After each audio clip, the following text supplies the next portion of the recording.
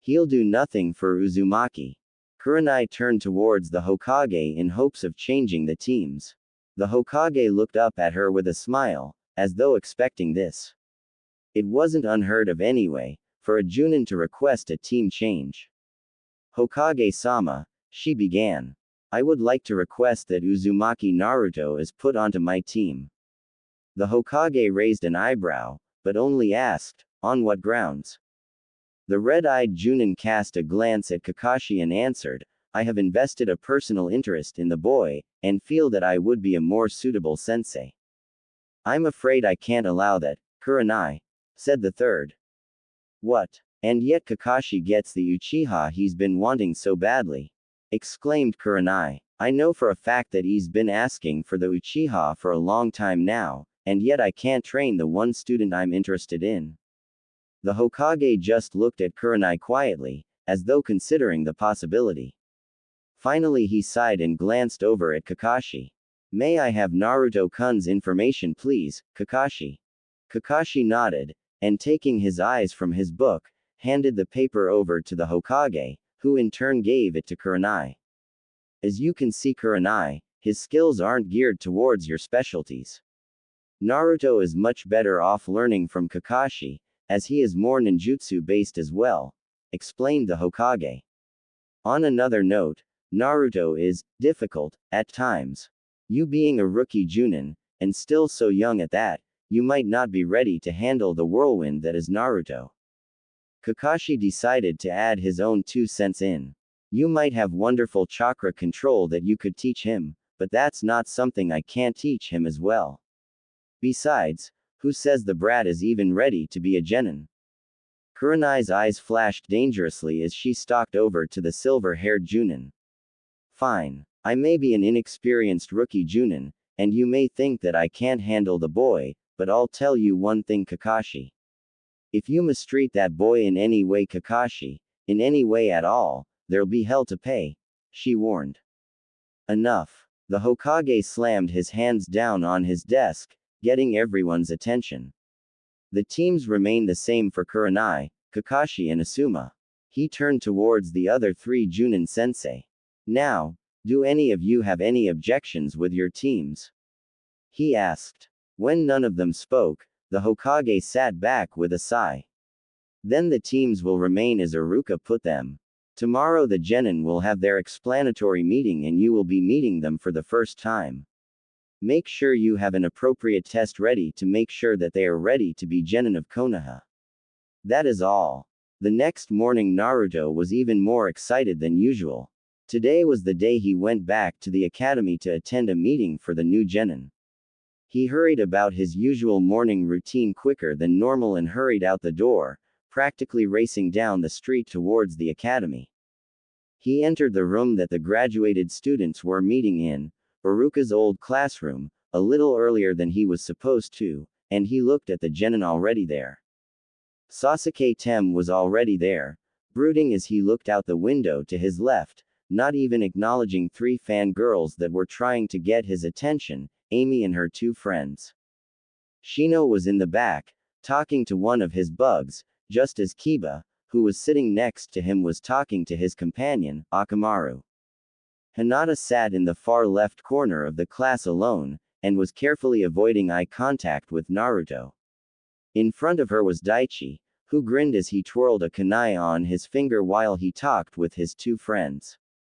Shikamaru and Choji walked in just as Naruto sat down, the lazier of the 2 commenting that the meeting was for kids who have passed, but he fell silent when Naruto showed him his forehead protector. Naruto rested his head and tried to ignore the 2 new arrivals, not even looking up. Most of them gathered in his seat, but he could hear 2 coming closer to him. Abruptly he was shoved out of his seat, and he looked up to find Sakura and Ino, both not even looking at him, hurrying to sit with Sasuke. His seat taken, Naruto turned around and found an empty seat up in the back of the class, near Hinata. He grinned at her as he sat down, but she quickly turned away, leaving him to wonder what he'd even done to the girl. Finally Iruka came in, and everyone who had been talking immediately quieted down.